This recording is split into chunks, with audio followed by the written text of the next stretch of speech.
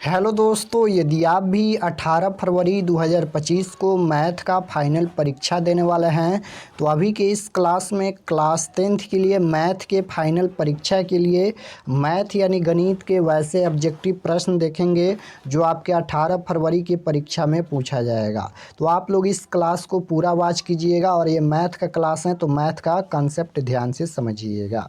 18 फरवरी के लिए हम लोग मैथ के क्वेश्चन पेपर देखेंगे जो आपके 18 फरवरी की परीक्षा में पूछा जाएगा। ये फाइनल परीक्षा के लिए क्वेश्चन पेपर हैं, देख सकते हो एनुअल यानी वार्षिक परीक्षा के लिए मैथ का क्वेश्चन पेपर है और विषय कोड भी यही रहेगा। मैथ का प्रथम पाली में 110 और द्वितीय पाली में 210 रहेगा। आप लोग का एग्जाम पूरे 100 नंबर का होगा और समय मिलेगा 3 घंटा 15 मिनट का। तो आइए फर्स्ट क्वेश्चन देखते हैं। पहला नंबर क्वेश्चन यहाँ पर पूछा गया है। फर्स्ट क्वेश्चन त्रिकोणमिति से पूछा गया है कि cos square 17 degree minus sine square 73 degree का मान क्या होगा।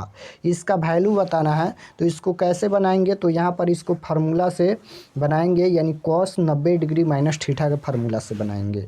तो यहाँ पर क्या लिखेंगे, तो कॉस स्क्वायर यहाँ पर 90 डिग्री लिखेंगे, 90 डिग्री माइनस थीटा के जगह पर 17 डिग्री लिख सकते हैं और यहाँ पर माइनस साइन स्क्वायर 73 डिग्री है तो ये साइन स्क्वायर 73 डिग्री हो जाएगा। अब कॉस 90 डिग्री माइनस थीटा बराबर क्या होता है, तो साइन थीटा होता है। तो लिखेंगे साइन और यहाँ पर स्क्वायर है तो स्क्वायर भी लिखेंगे और 90 में से 17 घटाएंगे तो ये 73 डिग्री हो जाएगा और माइनस का यहाँ पर ये साइन 73 है तो साइन 73 हो जाएगा। तो ये कट जाएगा यानी इसका आंसर कितना आएगा, 0 आएगा। Right answer option number C हो जाएगा। अगर ये क्वेश्चन माइनस में रहता है तो हमेशा आंसर 0 होता है। आप लोग घटा कर देख लीजिएगा, अगर 90 में से इसको घटाएंगे तो ये माना जाएगा या फिर 90 में से इसको घटाएंगे तो ये माना जाएगा। घटा कर देख लीजिएगा, माइनस में रहता है इसका आंसर 0 होता है, अगर बाटा में रहता है तो उसका मान 1 होता है। तो फर्स्ट क्वेश्चन का राइट आंसर सी हो जाएगा। क्वेश्चन नंबर 2 देखिए, पूछा गया है कि sec theta into sine theta बराबर क्या होगा। Sec theta into sine theta बराबर क्या होगा, तो सेक थीटा का एक फार्मूला होता है 1 में कॉस थीटा। इसको हम लिख सकते हैं 1 में कॉस थीटा। सेक थीटा को हम लिख सकते हैं 1 कॉस थीटा और इंटू यानी गुना है तो ये गुना हो जाएगा और साइन थीटा को रहने देते हैं तो ये साइन थीटा हो जाएगा। अब देखिए यहाँ पर गुना कर लेंगे, 1 में साइन थीटा से गुना करेंगे तो ये साइन थीटा हो जाएगा और नीचे क्या है, तो नीचे है कॉस थीटा तो ये हो जाएगा कॉस थीटा। अब यहाँ पर ये फार्मूला बन गया साइन थीटा बटा कॉस थीटा बराबर क्या होता है फार्मूला, तो ये टैन थीटा होता है। आपको याद होना चाहिए फार्मूला क्योंकि सभी क्वेश्चन फार्मूला पर ही आधारित हैं। तो इसका आंसर क्या हो जाएगा, टैन थीटा या टैन थीटा बराबर फार्मूला होता है साइन थीटा बटा कॉस थीटा या साइन थीटा बटा कॉस थीटा बराबर टैन थीटा होता है। तो इसका करेक्ट आंसर सी में दिया गया है, टैन थीटा इसका राइट आंसर आएगा। 3 नंबर क्वेश्चन पूछा गया है, यदि सेक थीटा बराबर 2 तो थीटा की माप क्या होगा। इसका माप बताना है यानी रेडियंस में इसका वैल्यू बताना है। तो सबसे पहले तो ये देखिए कि सेक कितना डिग्री का मान 2 होता है। तो यहाँ पर सेक 60 डिग्री का जो मान होता है वह 2 होता है। अब यहाँ पर 60 डिग्री को रेडियंस में चेंज करेंगे तो पाई का मान जो होता है रेडियंस में वह 180 डिग्री होता है। अब यहाँ पर देखिए 180 डिग्री और यहाँ पर इसका जो राइट आंसर आ जाएगा बी आ जाएगा क्योंकि पाई/3 है यानी अगर हम 180 में 3 से भाग करेंगे तो 60 डिग्री आ जाएगा, इसलिए इसका राइट आंसर बी हो जाएगा। पाई/3 इसका माप होगा। क्वेश्चन नंबर 4 पूछा गया है यहाँ पर, यदि √3 सेक थीटा बराबर 2 हो तो थीटा का मान क्या होगा। इसका भी यहाँ पर थीटा का वैल्यू पूछा गया है। तो इसको लिखेंगे यहाँ पर सबसे पहले सेक थीटा बराबर में यहाँ पर 2 में ये √3 हो जाएगा क्योंकि गुना में है तो ये भाग में आएगा। अब सेक कितना डिग्री का मान जो होता है वह 2/√3 होता है। तो सेक 30 डिग्री का जो मान होता है वह 2/√3 होता है, इसलिए थीटा का मान कितना हो जाएगा 30 डिग्री। सेक 30 डिग्री का मान कितना होता है, तो 2/√3। राइट आंसर भी हो जाएगा, थीटा का मान 30 डिग्री होगा। क्वेश्चन नंबर जो 5 पूछा गया है यहाँ पर, यदि a + b बराबर 90 डिग्री हो तो कॉस a बराबर क्या होगा। कॉस a का वैल्यू पूछा गया है तो कॉस a का वैल्यू क्या हो जाएगा, तो यहाँ पर ये साइन b हो जाएगा क्योंकि इसको भी 90 डिग्री माइनस थीटा का फार्मूला से चेंज करेंगे तो कॉस 90 डिग्री माइनस थीटा बराबर साइन थीटा होता है और यहाँ पर a दिया गया है इसलिए साइन b हो जाएगा। Right answer C. Question number 6 पूछा गया, 6 नंबर क्वेश्चन यहाँ पर पूछा गया है कि निम्नलिखित में से √2 किसके बराबर है। बताना है कि निम्नलिखित में किसके √2 बराबर हैं। तो यहाँ पर चेक कर लेते हैं। tan 60 डिग्री का जो मान होता है वह √3 होता है, तो ये ऑप्शन गलत है। cos 45 डिग्री का जो मान होता है वह कितना होता है, तो 1 में यहाँ पर √2 होता है, ये भी गलत है। sin 30 डिग्री का जो मान होता है वह 1/2 होता है। अब डी ऑप्शन को सबसे पहले देखिए, 1 में sin 45 डिग्री है, तो इसको हम बना लेते हैं फार्मूला से। तो 1/sin थीटा अगर हो तो उसको क्या लिखते हैं, तो cosec थीटा लिखते हैं, क्योंकि फार्मूला ही होता है। तो लिखेंगे cosec, और 1/sin 45 डिग्री है तो ये cosec 45 डिग्री हो जाएगा। अब देखिए cosec 45 डिग्री का मान कितना होता है, तो cosec 45 डिग्री का जो मान होता है वह √2 होता है, इसलिए इसका राइट आंसर क्या हो जाएगा, ऑप्शन नंबर डी हो जाएगा। √2 किसके बराबर है, तो 1/sin 45 डिग्री का मान बराबर है। इसको चेंज करेंगे तो cosec थीटा आएगा, और cosec 45 डिग्री का जो मान होता है √2 होता है। राइट आंसर डी हो जाएगा। क्वेश्चन नंबर 7 देखिए, डायरेक्ट फार्मूला ही पूछा गया है, तो फार्मूला आप लोग को याद होना चाहिए। सभी क्वेश्चन फार्मूला पर आधारित हैं, और जो क्वेश्चन पूछा जाता है 10 क्वेश्चन डायरेक्ट फार्मूला ही पूछ दिया जाता है, इसलिए फार्मूला याद होना चाहिए। तो 1 + tan² थीटा का मान क्या होगा, ये फार्मूला होता है 1 + tan² थीटा बराबर sec² थीटा होता है, यानी right answer option number A हो जाएगा। 8 नंबर क्वेश्चन है कि 1 + cot² थीटा का मान क्या होगा, ये भी फार्मूला ही होता है। 1 + cot² थीटा बराबर जो होता है cosec² थीटा होता है। Right answer option number B हो जाएगा। ये दोनों फार्मूला ही पूछा गया है। क्वेश्चन नंबर 9 देखिए, ये भी फार्मूला है। cos 90 डिग्री माइनस थीटा बराबर क्या होता है, साइन थीटा होता है, या साइन 90 डिग्री माइनस थीटा बराबर क्या होता है, cos थीटा होता है। तो cos 90 डिग्री माइनस थीटा बराबर साइन थीटा होता है। राइट आंसर बी होगा। क्वेश्चन नंबर 10 की ओर चलते हैं। 10 नंबर प्रश्न देखिए पूछा गया है यहाँ पर कि निम्नलिखित में कौन सबसे छोटी प्राकृत संख्या है। बताना है कि सबसे छोटी प्राकृत संख्या कौन है। तो प्राकृत संख्या 1 से स्टार्ट होता है और अनंत तक जाता है। तो देखिए एक प्राकृत संख्या है, क्योंकि प्राकृत संख्या 1 से ही स्टार्ट होता है। तो right answer option number C हो जाएगा। क्वेश्चन नंबर 11 पूछा गया है, यदि अल्फा और बीटा बहुपद 2x² + 5x - 10 के शून्यक हो तो अल्फा इंटू बीटा का मान क्या होगा। अल्फा इंटू बीटा का वैल्यू पूछा गया है, तो इसका फार्मूला होता है c/a होता है।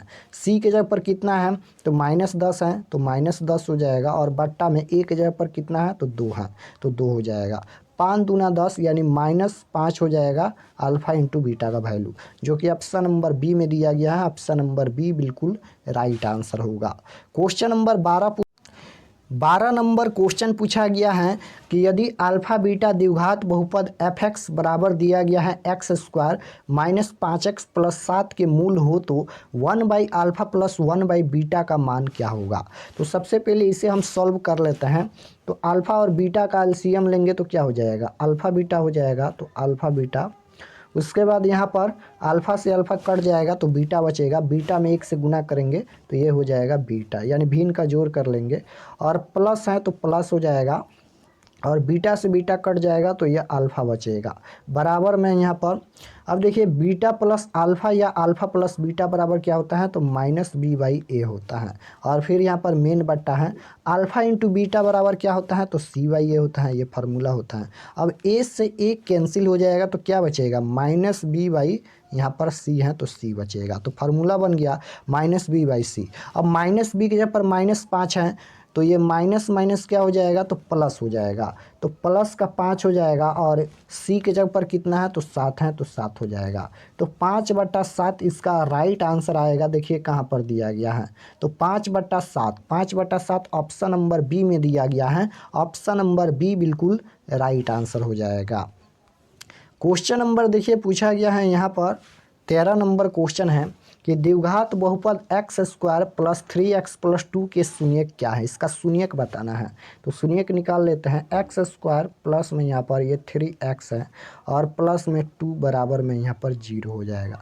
3x को ऐसे तोड़ेंगे कि जोड़ने पर कितना आना चाहिए, तो जोड़ने पर आना चाहिए 3x, और गुना करने पर 2 आना चाहिए। तो तोड़ेंगे तो यहाँ पर x² हो जाएगा, प्लस में अगर हम x ले लेते हैं यहाँ पर, और प्लस में 2x ले लेते हैं और प्लस में यहाँ पर 2 है तो 2 हो जाएगा बराबर 0। देखिए यहाँ पर अगर 2x में x से गुना करेंगे तो ये 2x हो जाएगा।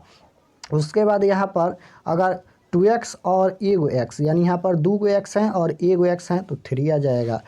तो यही सही है, यानी x प्लस x और 2x में ये टूटेगा 3x। तो यहाँ पर देखिए x को कॉमन कर लेते हैं तो x कॉमन हो जाएगा और यहाँ पर x बचेगा और प्लस में x कॉमन हो गया तो 1 बचेगा।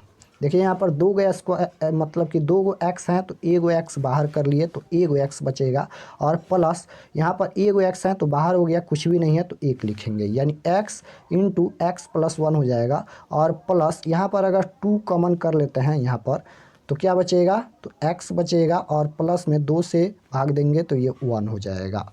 तो यहाँ पर देखिए x यहाँ पर है और यहाँ पर +2 है तो x प्लस 2 बराबर 0 हो जाएगा। फिर यहाँ पर x प्लस 1 है, x प्लस 1 है तो एगो लिख लेंगे, यानी x प्लस 1 बराबर में 0 हो जाएगा। अब यहाँ पर देखिए x बराबर +2 है, इधर आएगा तो -2 हो जाएगा। उसके बाद यहाँ पर x प्लस 1 है तो x बराबर +1 है, इधर आएगा तो -1 हो जाएगा। यानी इसका जो राइट आंसर आएगा शून्य कितना आया, तो -2 -1 आया। कहाँ पर दिया गया है, तो -2 -1 option number A right answer हो जाएगा। -1 -2 या -2 -1 एक ही हो जाएगा, यानी दोनों में माइनस हैं इसलिए राइट आंसर ए होगा।